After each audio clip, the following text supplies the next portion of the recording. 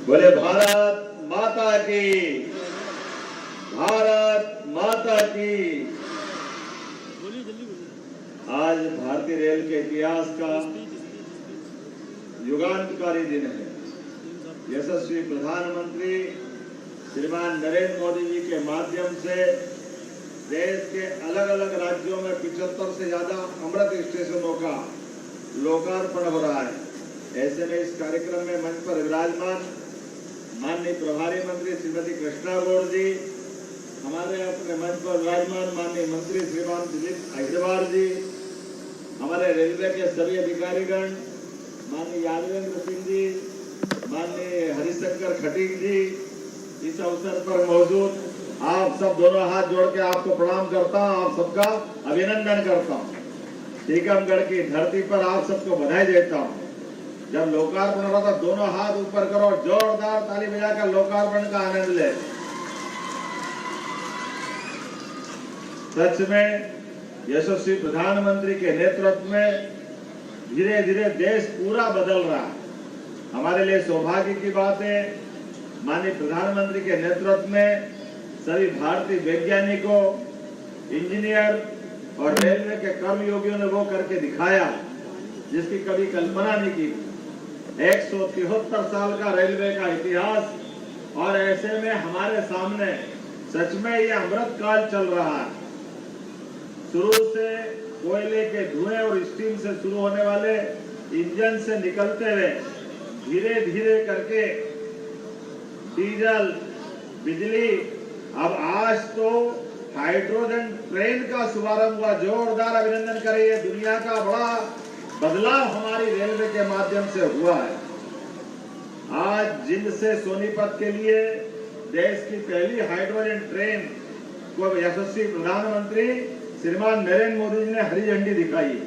अब भारत उन गिने चुने देशों में शामिल हो गया जिसने इस स्तर पर जाकर के काम किया है। कांग्रेस के शासनकाल में एक रेल मंत्री एकाध रेल अपने यहाँ चालू करा ले तो बहुत बड़ी बात होती, लंबा समय निकल गया।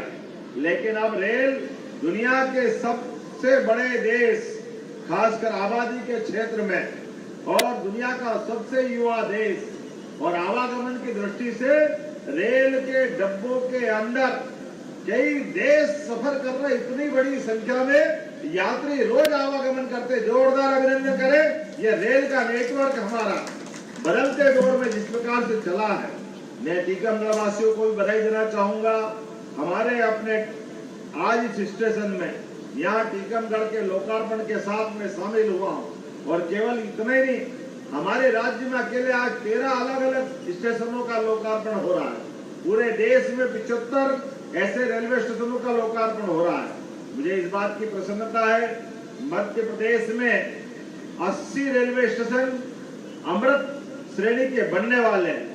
ऐसे में हमारे लिए वो स्टेशन जो इतिहास, समृद्धशाली संस्कृति और गौरवशाली विरासत का प्रतिबिंब है, इनमें से 5 जनजाति गौरव स्टेशन के रूप में भी है। बालाघाट, छिंदवाड़ा, जुन्नारदेव, नैनपुर और ब्योहारी।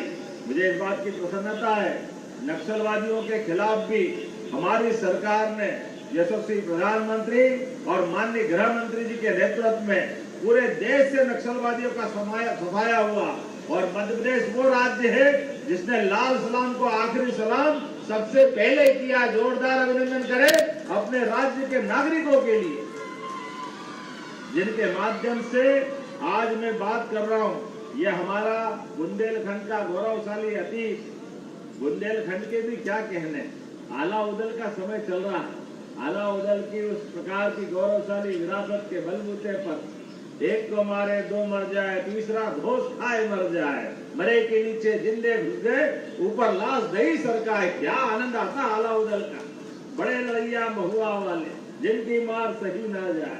मैं तो वाकई में बचपन में बहुत बार आला उदल को पढ़ता हूँ, और वो हमारे उस गौरवशाली अतीत के बलबूते पर बुंदेलखंड भी हमारा बहुत समृद्धशाली अतीत को लेके एक नई दुनिया में पहुंच रहा है। आज यहाँ आने के पहले हमने नदी जोड़ो अभियान का एक बहुत बड़ा पूरे देश के लिए, दुनिया के लिए भारत का तो अंडरग्राउंड टनल का सबसे बड़े प्रोजेक्ट का मैं लोकार्पण करके आ रहा हूँ। थोड़ा आने में विलंब हुआ, मौसम ने बेरुखी रखी, रास्ते में बारिश और घने काले बादल के कारण विमान हेलीकॉप्टर वालों ने कहा कि अभी हम तुरंत नहीं उड़ सकते, इसलिए विलंब से आने की क्षमा भी चाहता हूँ। लेकिन टीकमगढ़ में जब भी आता हूँ तो दिल खोल के आता हूँ, और क्या दिल खोल के आप स्वागत करते हो, आनंद आ जाता है हमारे लिए। जोरदार अभिनंदन करें हमारे टीकमगढ़ के सारे प्रेम पूर्ण व्यवहार के लिए। एक बार फिर हमारी ये आध्यात्मिक खनिज संपदा से और अलग अलग प्रकार से जुड़ी हुई धरती, जहां राम राजा सरकार के और बुंदेली संस्कृति के कई प्रतिमान हमारे साथ जुड़े हुए हैं। बीते समय में यशस्वी प्रधानमंत्री के माध्यम से बुंदेलखंड वर्षों से अपनी एक अलग गौरवशाली विरासत लेके चलता है, लेकिन बुंदेलखंड से पलायन होता था। बुंदेलखंड से गरीबी और कई प्रकार की कठिनाइयों के कारण से लोगों का जीवन गुजर बसर करने में तकलीफ डाली थी। ऐसे में हमारे यहाँ से केन बेतवा नदी जोड़ो अभियान, विश्व का पहला नदी जोड़ो अभियान, उमा जी ने सपना देखा था अटल बिहारी वाजपेयी जी के समय, लेकिन कांग्रेस वालों ने अड़ंगे लगाए। जोरदार अभिनंदन करो उमा जी के लिए। साधी उमा भारती, टीकमगढ़ और उमा भारती की पहचान किससे छिपी हुई है। हमारे लिए सौभाग्य की बात है, हमारी नेत्री ने जो संकल्प किया, यशस्वी प्रधानमंत्री के माध्यम से श्रीमान नरेंद्र मोदी जी ने 1 लाख करोड़ की योजना यूपी और मध्य प्रदेश को मिलाकर, जिसमें 50,000 करोड़ की हमारी योजना और उस केन बेतवा नदी जोड़ो अभियान के माध्यम से बुंदेलखंड पूरा बदलने वाला। बुंदेलखंड जब बदलेगा, हमारी खेती हरी भरी होने वाली, उद्योग धंधे, गांव में पीने का पानी। ऐसे में जब यहाँ पर सब प्रकार की संभावना है तो रेल यातायात को बढ़ावा देने की आवश्यकता है। ऐसे में हमारे इस बुंदेलखंड की धरती पर टीकमगढ़ के स्टेशन का लोकार्पण हो रहा है। मैं अपनी ओर से बधाई देना चाहूंगा। उल्लेखनीय है, खजुराहो के अंदर पर्यटन के माध्यम से भी खजुराहो की पहचान अलग प्रकार की है। हम कोशिश कर रहे हैं कि वहाँ और विमान उड़े, लेकिन जब मैं आपसे बात कर रहा हूँ तो सच में आज यहाँ पर अलग अलग क्षेत्रों से आए हुए बहुत सारे लोगों के साथ मैं पूरे देश के उस आनंद में अपने आप को भी शामिल मानता हूँ जो हम अपने लाइन से देख रहे हैं। 75 अलग अलग प्रकार के स्टेशनों से हर एक कोई अपने आनंद के साथ नए स्टेशनों की सौगात की शुरुआत करवा रहा है और आनंद के साथ अपने वर्तमान के समय में अपनी प्रसन्नता व्यक्त कर रहा है।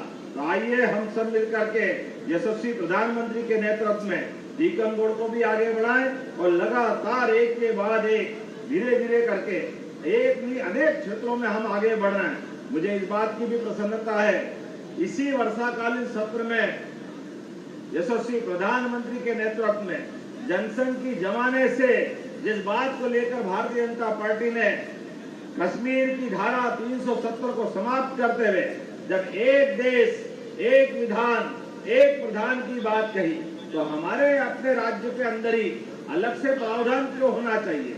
ऐसे में धारा 370 का समापन यशस्वी प्रधानमंत्री के माध्यम से हुआ। जोरदार अभिनंदन करें। कश्मीर के अंदर आज बदला हुआ माहौल हमको प्रेरित कर रहा है और उसी के साथ साथ 3 तलाक के कलम से भी मुस्लिम बहनों को मुक्ति मिली है। लेकिन अभी राज्य के अंदर भी कई सारी बाधाएं, आज मध्य प्रदेश के अंदर अलग अलग प्रकार के धर्मों के आधार पे कानून बने, उन कानून का समापन करने की जरूरत है। मुझे इस बात की प्रसन्नता है, इसी वर्षाकालीन सत्र में एक देश एक विधान एक प्रधान, हमारे राज्य के अंदर हिंदू के लिए कानून अलग, मुस्लिम के लिए कानून अलग, ये क्यों होना चाहिए। क्या हिंदू क्या मुसलमान, सबका कानून एक होना चाहिए। इसलिए अगर राम एक शादी करता है तो रहीम को भी एक ही शादी करना चाहिए। मुस्लिम बहनों की जिंदगी क्यों खतरे में डलना चाहिए। हमने निर्णय किया वर्षाकालीन सत्र के पहले 10 लाख लोगों से सुझाव लिए।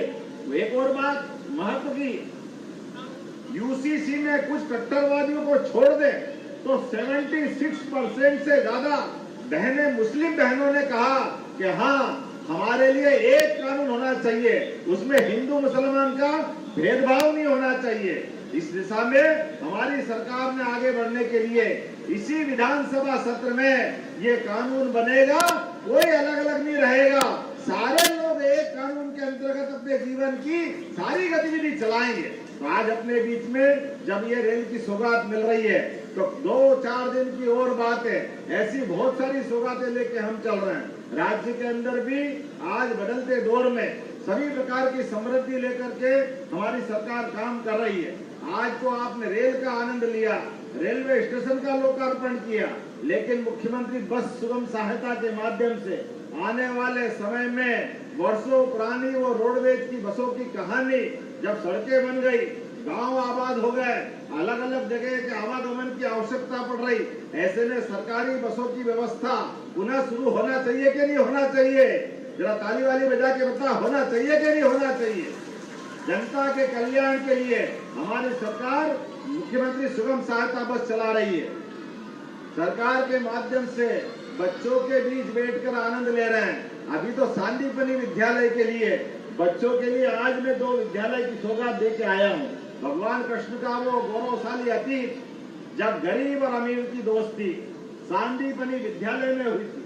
भगवान ने कृष्ण को भले ही मारा, लेकिन मारने के बाद शिक्षा की क्या महत्ता है, 5000 साल पहले भी ये समाज ने उस बात को माना था। उसी का परिणाम रहा है कि भगवान उज्जैन में सांदीपनी आश्रम में शिक्षा ग्रहण करने आए और 14 विद्या, 64 कला, 4 वेद, 18 पुराण, एक सामान्य मनुष्य के नाते भगवान ने वो सब कुछ सीखा और सीखने के बाद के कृष्ण बन के आए और श्री कृष्ण बन के शिक्षा के बाद निकले और दुनिया में उनका अपना जो मान बढ़ा, सम्मान बढ़ा, उसके कारण से भगवान जगदीश के नाते से, द्वारकाधीश के नाते से दुनिया में जाने गए।